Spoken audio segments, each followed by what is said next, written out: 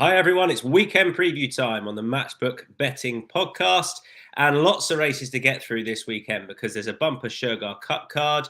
We've got Group 1 action from Ireland from the Keeneland Phoenix Stakes, some supporting races as well from Newmarket and Haydock. So 11 races in total and all in good company with Charlie Poste. How's things, Charlie?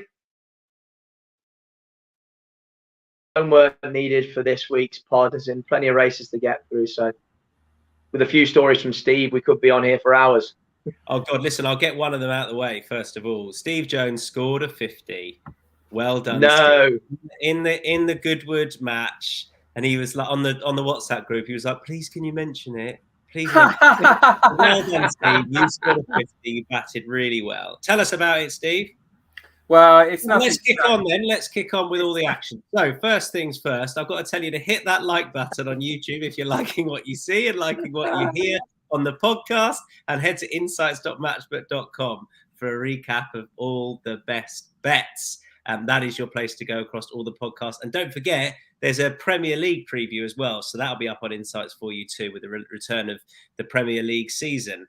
Let's get stuck into the racing proper, shall we? So as we're doing this, by the way, the announcement for jockeys of the Curragh Cup are being made. So it's important to remind you of that. So when we made our selections, we weren't exactly certain. In fact, we'll come to that. We're going to start with the Group 1 action. It's in Ireland at the Curragh with the Keeneland Phoenix Stakes. Tell you what, it's a good-looking field, this is. I'll come to the prices first of all. Steve, I'll let you kick off with your selection. Feel free to talk about whatever you like. Yeah, no bet for me. It's not really my kind of race. So with 11 to sift through, I thought the Coventry winner had a good chance, but then there's plenty in there. So no bet, Thomas. Fair enough. Listen, I was struggling. I was so sure that Bradsell was a bet, and then I looked at the prices. So this is how it is currently.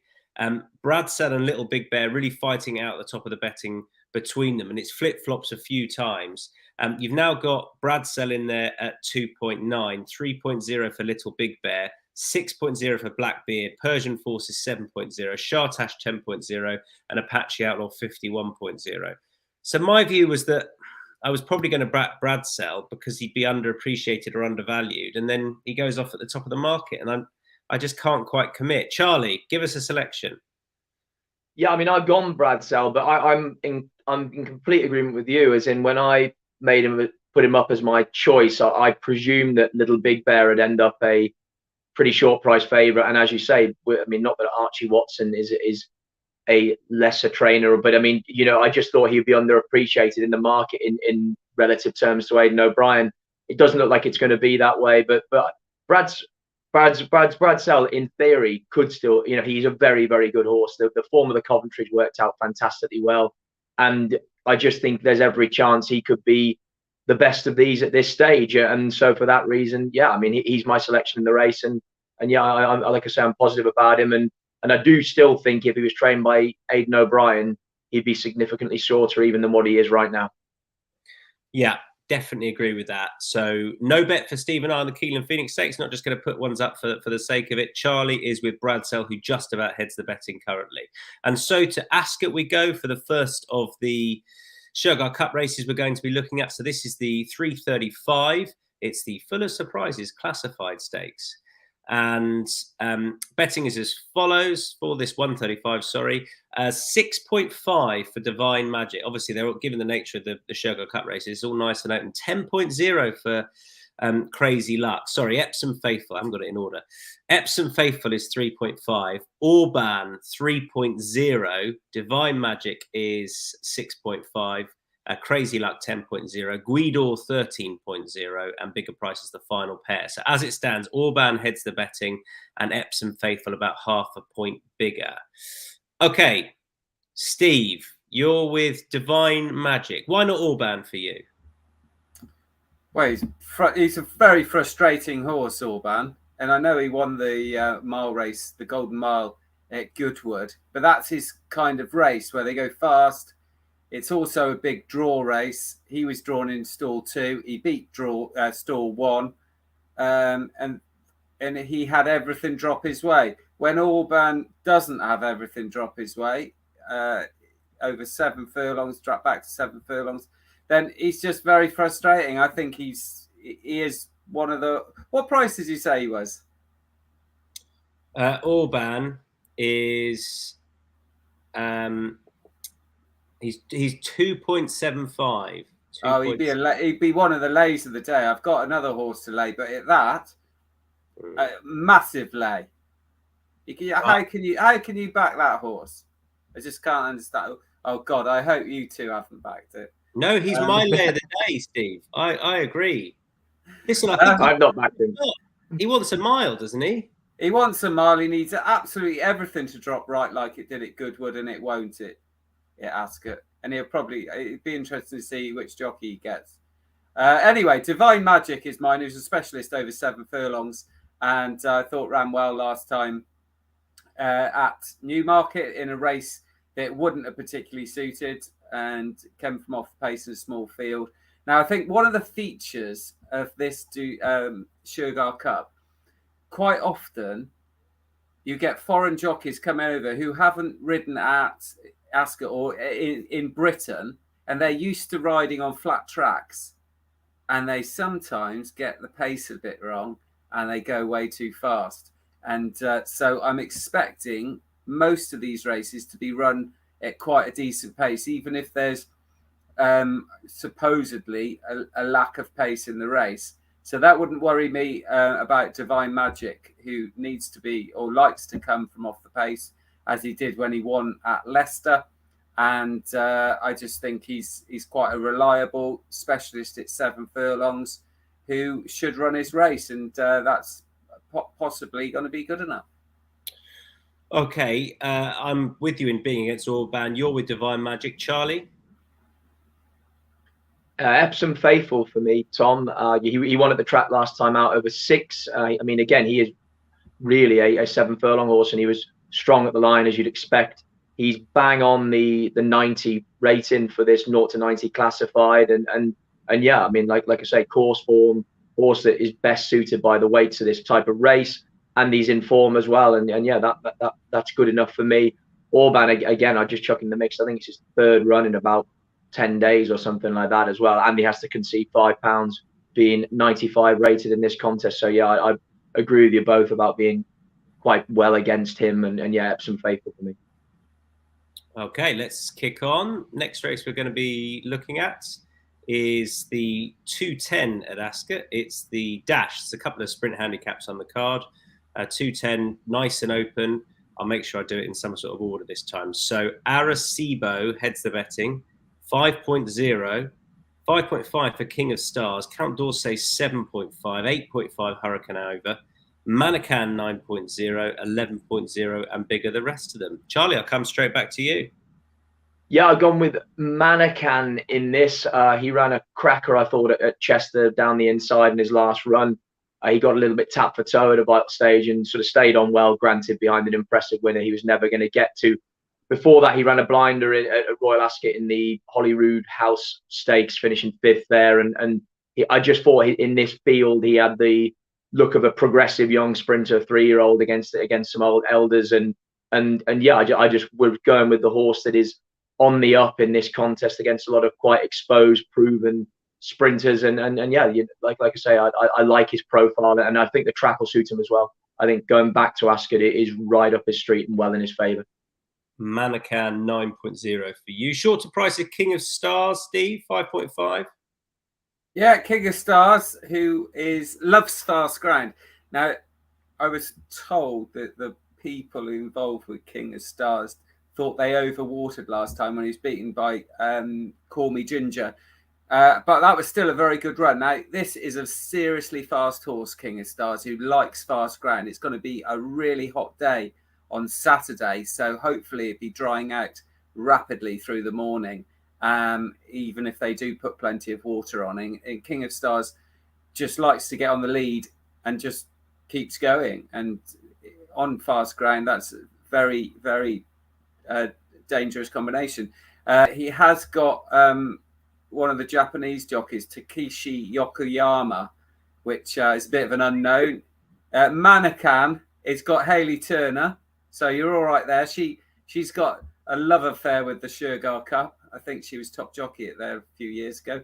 But hopefully a straightforward ride like King of Stars. It shouldn't matter about the jockey. He should just be able to sit there and enjoy the ride, because he just goes as fast as he can for as long as he can, and that will be good enough at some point. And hopefully at Ascot on Saturday with the ground hopefully very quick. Yeah, King of Stars for Steve. I'm with Arecibo. Danny Tudhope on board. That's not going to be a negative. Rides Ascot better than anyone. The Arecibo is just, he's back. His last starting handicap he won off 99. He's in here off 103. I'm sure the track is going to suit him. He's gone close here before. For all he hasn't won at the track. A strongly run 5, stiff 5, absolutely perfect. We know his course form is very good. He last year managed to finish second in the King's Stand, didn't he, behind Oxted? I just think back in a handicap, I'm genuinely surprised he's not a good bit shorter. So Arecibo, I mean, if you want to be particularly filthy, you can probably get away win and place and win your money back if that's how you were so inclined. But I'd go Arecibo, win bet, back in a handicap, done. We move on to the 225 at Haydock. I don't have prices up in front of me, but I shall do very shortly. So I'll come straight to you, Steve. Who do you like in the 225 at Haydock for this, another handicap? Not the biggest field for this mile contest, but not too bad. No, it's cut up. I don't quite know why. There was a lot of entries in this race, but it should. There's too many options for horses like this, Steve. No, it's too much racing, isn't there? But the BHA won't do anything about it. But we won't go there.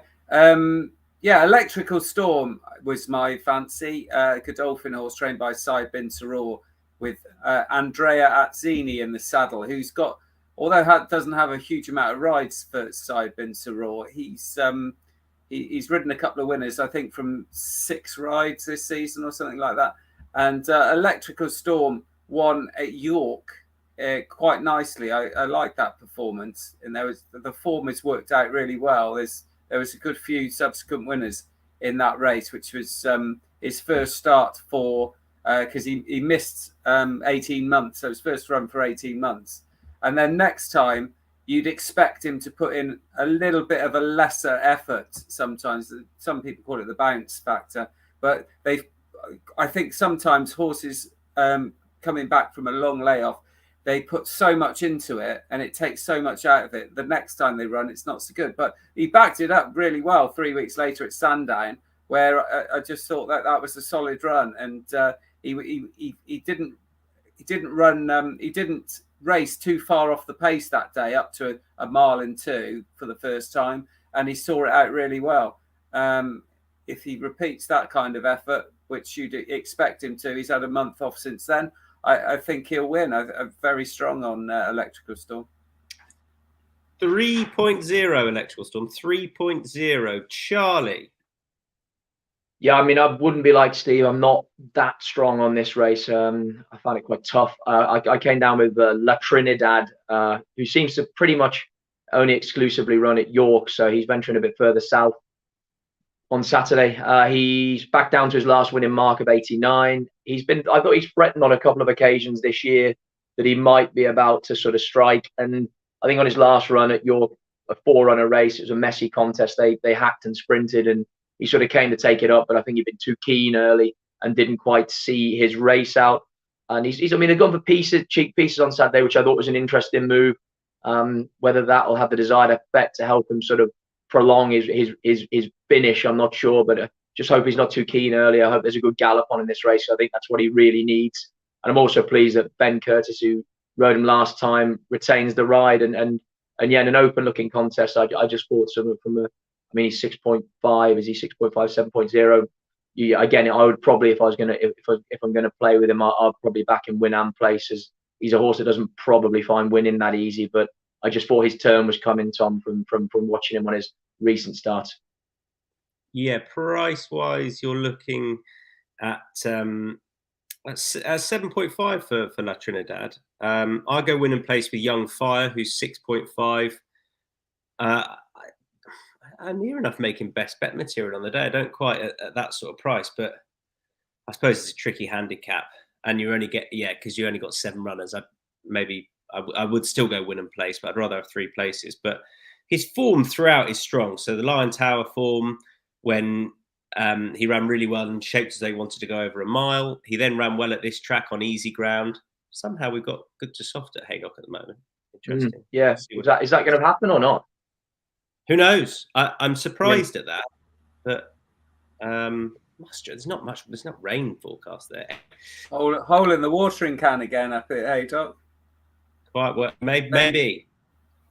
It's due to be nice though, isn't it? And they certainly got rain in South Yorkshire the other day, so maybe they have had a bit of rain at Haydock, but it's meant to dry out, and you'd imagine it'll be at least good ground or on the faster side come Saturday. And then so Haydock, he ran well on slightly easy ground. The York form, I think, is very good, won by Eileen Dew. When you wanted to, he did best of those, held up quite comfortably. And then Goodwood last time, Orban will go and frank the form, won't he? I know it was only 8 days ago. I suppose that's a slight query, but he didn't really get a run or have a hard race. He kept on when he was probably too far back, and it was never going to happen. I mean, Orban won so comfortably. Orban won 3.5, so he actually wasn't beaten too far in the end, Young Fire. So I think this is an easier race, and I thought he should be a bit closer to the favourite. On we go. So we are going back to Ascot for a stayers handicap. And Steve and I, I'm afraid, agree with Super Jack. Charlie, I know you're no bet here. So Super Jack, bang at the top of the betting. Steve, I thought this was pretty obvious after that Goodwood effort. Ran a great race from where he tried to come from. This track will suit better, and he's won here before. Yeah, he's just a very progressive young stayer, in my opinion. And it's a bit of a missed opportunity at Goodwood because he got no run at all. And by the time he did get out, the race was over. So that defeat was more of a positive than it was a negative for sure. He's got Nicola Curragh in the saddle, which she was in really great form. I think she rode a treble in that race, that meeting for female jockeys only at Carragh the other day, and she's a very reliable young rider. So pleased with that. And Milton Harris in great form, and Super Jack stays this distance really well. It's just I don't see any negatives. Travels very well, and like I said before, I think you'll see these races run at a decent gallop, and that'll suit Super Jack down to the ground. That's what he needs. He stays well, and he likes to have these races set up for him because he is a bit keen in the early stages. And I just don't see it. It just looks very straightforward, like you say. It's 3.25. So that's got me interested. I suppose the only question mark is the quick backup, Steve. But that's that's your risk, right? I think I'm right in saying he's backed up quite quickly. Yeah, he won. The last time he won at Ascot was 6 days after a win at Goodwood on his reappearance. So, no, not bothered. Good. Right. Super Jack for Steve and I. On we go back to Haydock. So this is the Rose of Lancaster Stakes from one Jack to another, Charlie. And yeah, without doubt. Sorry, mate. Go on. Yeah. I haven't even got prices in front of me yet because I'm not that well organised. So I'm very much with the Grocer Jack off the back of that rump last time, and I think he's both of our best bets on the day. Yeah, completely. So that's what I was going to jump in and say. But this would be by far my strongest selection on Saturday. As in, I thought he was mightily impressive at Newbury. He's a new addition to the Haggis team, and he's progressed with each run, and trainers in incredible form as he's been all year. I mean, again.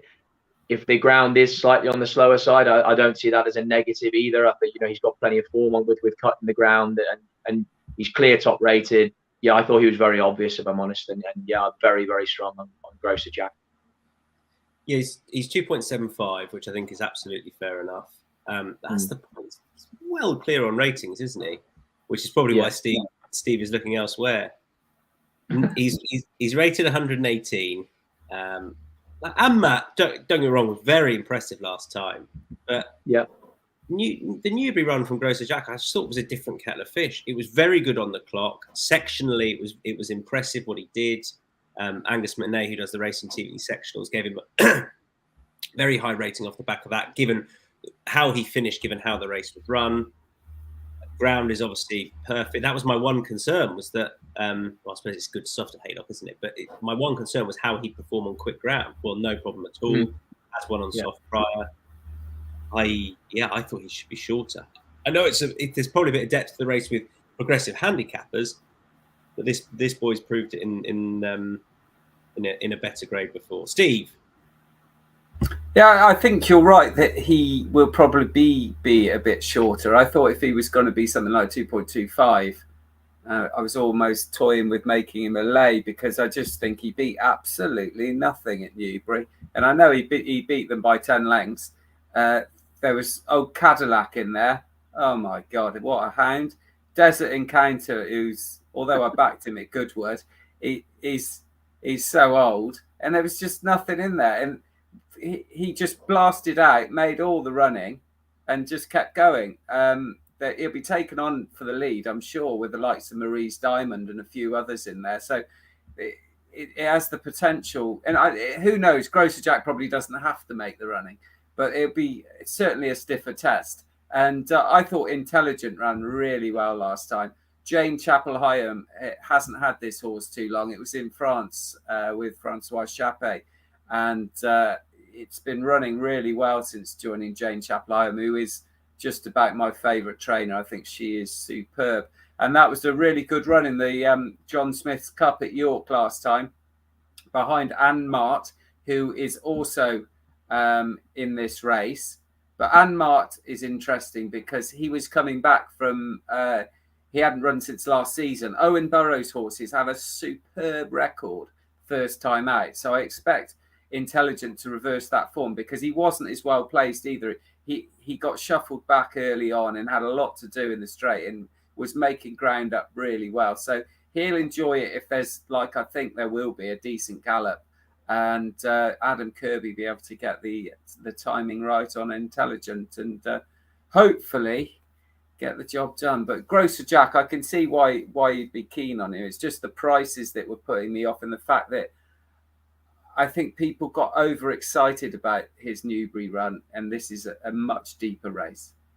Okay, fair points for the run of Grocer Jack last time. Charlie and I are sticking with him. Steve is with Intelligent. Win and play, Steve, or just win? No, just win. I think he's about 7.0, isn't he? Something like that. Right, let's move on to Ascot for the 320.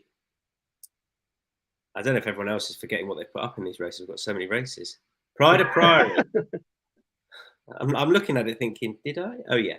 Pride of Priory, 4.5. Charging Thunder, 5.0. The Whipmaster, 5.5. Pretty Sweet, 11.0 as a Southern Voyage. Bigger prices the rest. Straight back at you, Steve. Who do you like and why?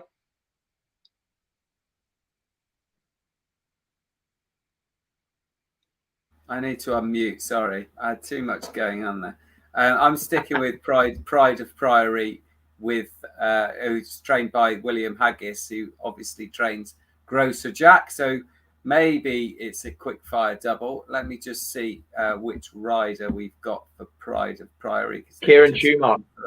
Kieran Schumacher, happy with that. So yeah, this horse has been winning on the all-weather and not in particularly competitive races, but has been doing it really well. And again, a horse that likes to come from off the pace. I think it's a strong stayer, came home well to win at Newcastle last time, so pretty unexposed at this sort of distance, and has won a couple of times on turf as well. But I think his last two wins have come on the all-weather, and all-weather horses tend to hold their form or take their best form from the all-weather to Ascot, because it's kind of a sand-based track and just a typical William Haggis improver with a lot more to offer, and only been nudged up £5 for that last win at Newcastle, and should be very hard to beat. I think it's quite an obvious one, isn't it? But Pride of Priory for me.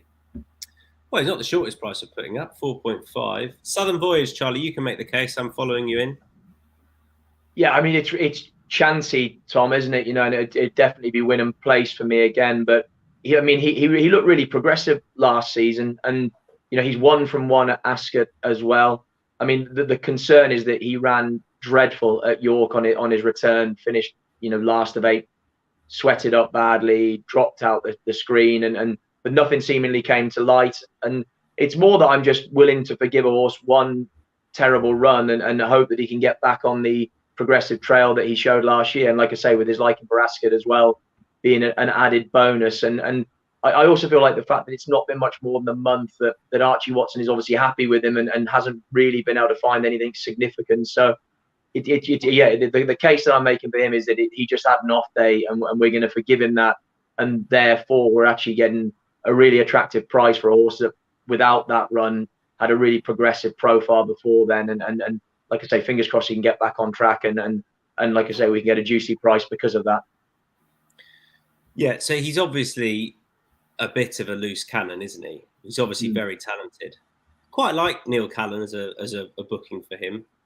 And it's just a case of, if he does what he did last time, he's not going to settle and he won't win. But you can definitely suggest of 89, he's well treated enough to score, and it's a price thing. If he was much shorter, I wouldn't be too interested. But I think win and place, it wouldn't surprise me were he to run pretty well. You know, with some of the freshness, he's going to be fresh and keen because that's what he is. But that was his first start for some time, so maybe that didn't help matters too much. So he was, and like you say, having a British-based rider on is a massive plus for him. You know, if we'd have ended up with a foreign rider that had little understanding of the track or this type of horse, I think that would have been a massive negative. So Neil Cannon's is actually a real positive for him, I think. Yeah, hopefully. I mean, interestingly enough, he's had so many different riders anyway throughout his career. So who you know, 3 different riders won on him in that winning sequence. But yes, I think it might be last chance saloon, but the price is worth having a go at. On we go to Newmarket. Charlie, it's all you here, bud. I'm afraid the 340, the Juice and Sweet Solera. Oh, really? I couldn't. I mean, so take it away. I've gone with Orset. I just was really blown away with their debut run. Nova Kai at Doncaster. I thought she, you know, was very impressive. Hit the line really strong. She's got a stay-in pedigree, so that there's every reason to think that they should go further than this, but doesn't need to right now. Carl Burke has been flying with his juveniles all season, and I've got huge respect for him, full stop. But especially with these 2-year-olds, and it was also more that I was keen to kind of be against Lakota Sioux. Ran super at Royal Ascot, but you know, it had 2 runs before then, and I just think this is teed up for an improver to come and improve beyond her. She also, I mean, she's done it in all her starts, so maybe it isn't a negative, but she swishes her tail an awful lot at Lakota Sioux, and I just wonder whether somewhere along the line there's going to be a halt in her progression, and maybe there is some temperament there. Granted, she's doing it at the moment, it's not stopping her. So, but like I say, it was more how taken I was with the debut effort of this horse, and like I said, I just think with the favourite being not, I mean, say exposed when they've had 3 runs is harsh, and had ran super at Royal Ascot, but I just thought this race would look primed for something with 1 run to come and improve past the favourite, Tom. Yeah, I wasn't that keen on Lakota Sioux, but I wasn't sure what to take her on with, really. So it was just an absolute no-bet job for me personally. Steve, nothing to say there? Or please jump in if you want to. No, again, not really my kind of race, so I'm happy to take a pull in that race. Top man. Okay, on we go. We are going back to Ascot. Someone at the door. The Dubai duty-free Curragh Cup Mile. I mean, only the dog's gone, and he's going to stray. He doesn't have the dexterity to open it. Let's be honest. This is the 355. Charlie and I are in agreement once again. I am going to give you prices for this straight away. So 355 has Montasib bang at the top of it. So 4.0, Isla Kai 5.5, Jungle Cope 8.0, but Pedro 8.0. Bigger prices the rest. I just love this Montasib. I think this is going to be absolutely ideal for him. I think he's pretty highly regarded. The Bless Him run was frustrating. I had a little bit on him that day, and Bless Him I've supported a few times, and I didn't think he'd win over 7. But surely this horse is just screaming out for a step up in trip. He's got some of the best form in the race. He's won on quick ground. He's won on soft ground. The Inver Park run was excellent, where he wanted a mile ultimately, and the same happened in the Bunbury Cup. I'm pretty sure he was entered to run at Goodwood in the mile race and then was taken out. I'm not sure. I don't know whether he was drawn in the car park. I think I had a good look at him there. Anyway, I think a mile at Ascot is bang on, and I still think he's a fair price as well. Again, 4.0, I thought there's an argument he could be shorter than that, given that profile. Charlie, what would you like to say? Yeah, I mean, not much more to add. Like you say, it just looks like he's crying out for a mile. I mean, I'd nearly argue with the Buckingham Palace and the Bunbury Cup. This is almost a drop in grade. If you know, it looks calmer waters and just the most progressive horse, as you said yourself. I just like this horse all the way through, and like the extra furlong, it is got to be a massive plus. And yeah, 4.0, I think is actually a really big price. If I'm honest, say I expected to see him way shorter than that, Tom. Steve? Yeah, Bo Pedro for me, who is only having he was one of those horses sold on the eve of Royal Ascot from Jesse Harrington's yard and ran. Am I right in saying that? He certainly left Jesse Harrington. Actually, it ran for her at Royal Ascot in the Hunt Cup. So maybe I got that wrong. But anyway, it's joined David O'Mara and ran really well on first start for him at Ascot on King George Day behind Tempest and horses like that. I thought that was a good race, and I thought it was a good performance because he tried to come from way, way, way too far back that day. The pace held up to a certain extent, and he just kept having to be switched and was coming home better than anything. Now, this is on the round course, so it does throw up another kind of unknown, but Bo Pedro certainly has the potential to progress now. He's joined David O'Mara for a bit of a length of time. And there are a couple of front runners in here, Isla Kai and David O'Mara's other horse, Shaleer. They're both confirmed front runners. So if there's a decent pace, and we've got Jamie Spencer sat at the back and just put him there on the line. I know people... Jamie Spencer rides the straight course at Ascot better than any other single jockey. I know people roll their eyes when he gets beat a short head or something, but he is brilliant at Ascot. I know this is on the round course, but I'm not worried. I think he's a superb rider. And in Bo Pedro, he's got an unexposed horse now. He's joined David O'Mara and comes into off the back of a decent run. So I'm willing to chance him. Did you notice my unflinching poker face when you pointed out this is drawn on the round? This is the round course, and I'm nodding away, thinking, "Shit, Montasib's drawn 11." But that's not a problem, is it? No, yeah, the stats show that I know it's a smaller field, but at Royal Ascot, when they're mile or mile and two races on the round course, and they're spread across the track, you really want to be out on the outside because you've got choices of what you want to do. I know you want to get in, but sometimes I think the mindset of the jockeys on the inside are, look, I don't have to do too much here because I'm drawn well. And they end up getting far too far back because everyone else is shuffling in. Were you going to say something, Charlie? I was just going to say, I mean, he can be ridden a bit patiently anyway, Montasib. So I like I say, it's not perfect, but there'd be far more horses that I'd be way more concerned about the draw than him. You know, I think it's very workable. And again, we've got Mr. Ascot, Danny Tudhope on board as well, Tom. So, you know, it's another positive. I think I've lucked out with a few of my Ascot jockeys. I'm quite happy. Right, let me tell you about the offer. It is the ongoing sign-up offer, £30 welcome offer with money back as a free bet if your first bet loses. So a reminder that with the nature of the matchbook betting exchange, you are very likely to be getting best odds anyway, given how the exchange works. And if you don't have an account and you're listening to any of our content, it's well worth opening up an account. You can place a bet up to £30, and if it loses, going after those better odds, then you'll get money back or your stake back as a free bet up to £30. Well worth doing. In order to do it, just use the bonus code INSIGHTS30, INSIGHTS30. Full terms and conditions are on the Matchbook website, 18+, be gamble aware. Okay, move on. to the 4:30, and this is a 1.5-mile contest. Talking of wide draws, over the 1.5 mile at Ascot, you definitely want to be wide. Wider the better, how it normally goes. Prices are Berkshire Breeze is 4.0, 6.0 for Franz Strauss, as is Hamaki Pub Crawl 9.0. Excuse me, bigger prices the rest. Who was sitting this out? Charlie, I think that's fine. Yeah. I'm with Hamaki, but Steve, you can make the case for Sheer Rocks first of all. We got Frankie. That's good news. I know he's had a bit of a tough time this season, or parts of it, but when he comes to Ascot and is the centre of attention, which he's likely to be, it's the Curragh Cup, then he's a hard man to keep down. And he's on Sheer Rocks, so I like this horse. I think he's way overpriced. Won at Chester last month, and I thought that was quite a nice performance.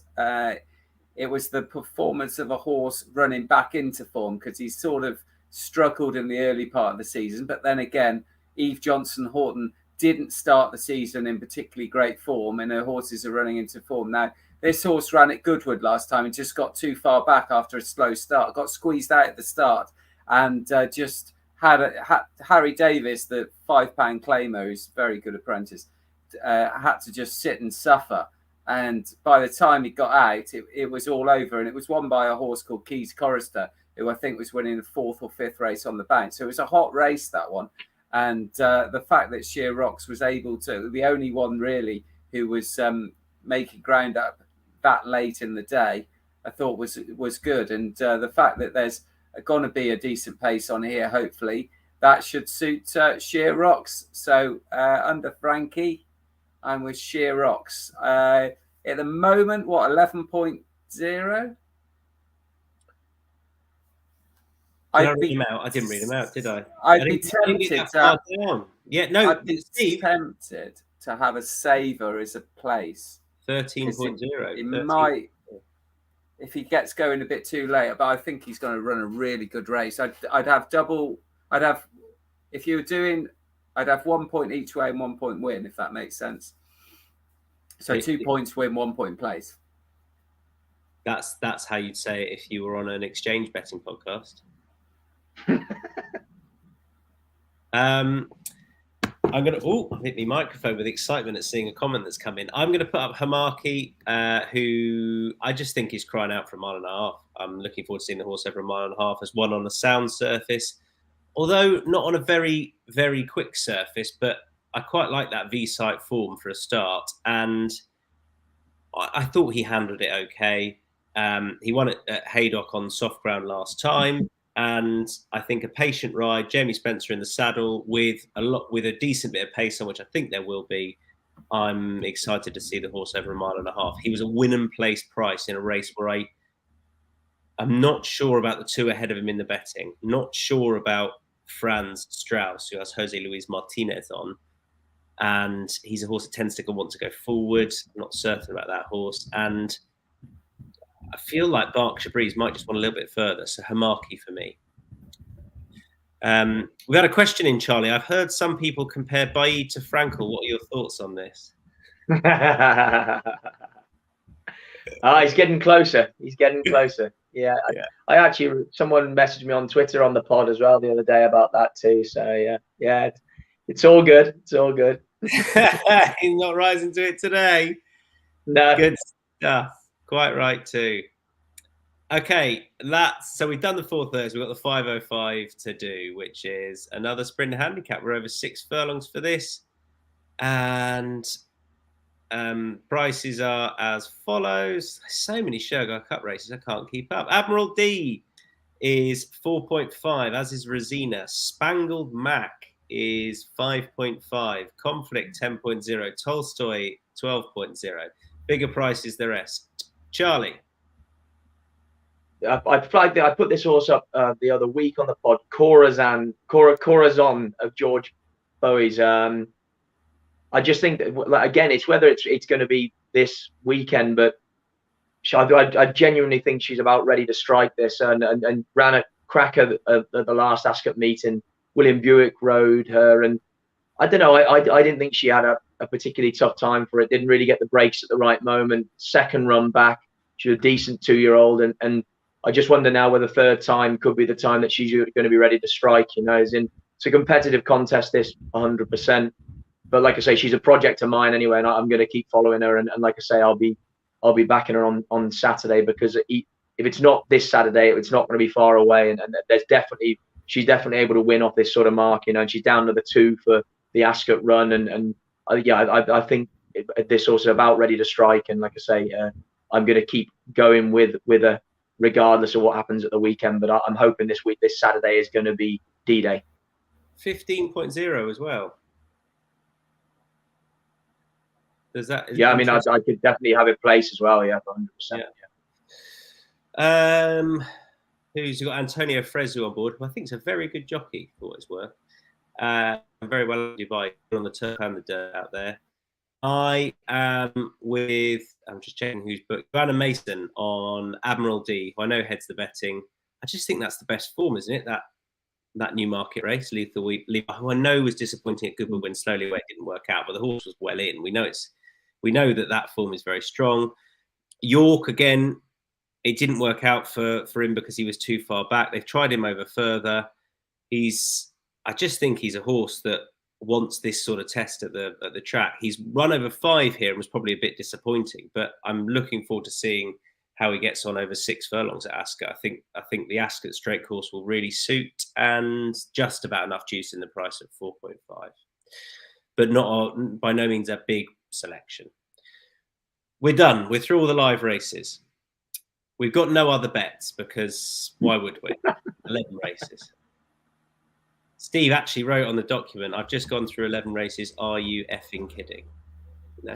Yeah, okay. Best lays then, everybody. Best lays on Saturday. I will start. My best lay, as I've said, is Orban at 2.5 or less. He's a tiny bit bigger at this stage, 2.75, but pretty much as Steve said, I think he's a horse you've got to be against, trying to back up quickly. Steve, your lay. My lay is at Haydock, even though I said I wasn't going to look at any other races. And it is in the 335, which is a listed race. And it's Oscula, who won at Goodwood, the Group 3, so dropping in grade, but had everything in her favour that day, had a good draw. It was 7 furlongs. She's never won over a mile, even though she does stay a mile. She came very close to winning over at Ascot, the penultimate start. But she had 4 runs in July, and she's going again in a race where she likes to race prominently. A lot of pace in that race, over a mile. I just don't see how she can see that out. And it wouldn't be surprised to me if she ran quite a bit below par, even though she has been very consistent up to this point. So if she's 2.75 or less, I'm against Oscula, but I am against the one you said as well, Orban. Yeah, she's out again, Ascula. Unbelievable scenes. She takes her racing very well, so there you are. No prices as yet, so keep an eye on that. Charlie, your lay. Lakota Sioux for me, for all the reasons that I said earlier on. I like I say, the tail swishing has been a thing that's been there through all of 3 starts, but I just wonder if there is a bit of temperament there. And I just felt there was some horses with an awful lot of potential that have won their only start or ran with massive promise, and I just think there'll be something will improve beyond her. I mean, I think she's sort of 3.5. I'd love it if she got a bit nearer down to 3.0, and then I'd be very strong on it. But yeah, at that price, 3.5, I'm willing to take her on, because I just feel there's going to be a horse with probably greater long-term potential than she has right now. Okay, best bets then for Saturday or any other day this weekend. Charlie and I have already made the case for Grocer Jack. So you're sticking with Grocer Jack, Charlie? Oh, 100%, yeah. Irrespective of what Steve thinks. Yeah, I'm worried now, but I'm with Grocer Jack as well, who took the field apart at Newbury. Hopefully can back up in that 3 o'clock at Haydock, the Rosa Lancaster. Steve, your best bet? I was going to go with King of Stars because he's definitely got this, but it does worry me a little bit. The Japanese jockey won't have ridden at Ascot before. So I'm going to change my mind on my best bet to Super Jack, who was unlucky at Goodwood, and that's in the Stayers race at the Curragh Cup in the 245. And Can I good do that? Have I messed up the captions? Takeshi, if you're watching, Takeshi Yeah. Yoma, you're a great rider, and don't let Steve Jones. But just do your thing. You'll be fine. In the William Esdale colours. Can I give him some instructions in Japanese? I don't know if that will be turn into something un-PC, Steve. I'll give him some instructions. Go as fast as you can, man. Okay. Yeah, you said he couldn't get this wrong. You said all he had to do was just stay on board because the horse just goes flat out. Yeah. What's Japanese for point and shoot?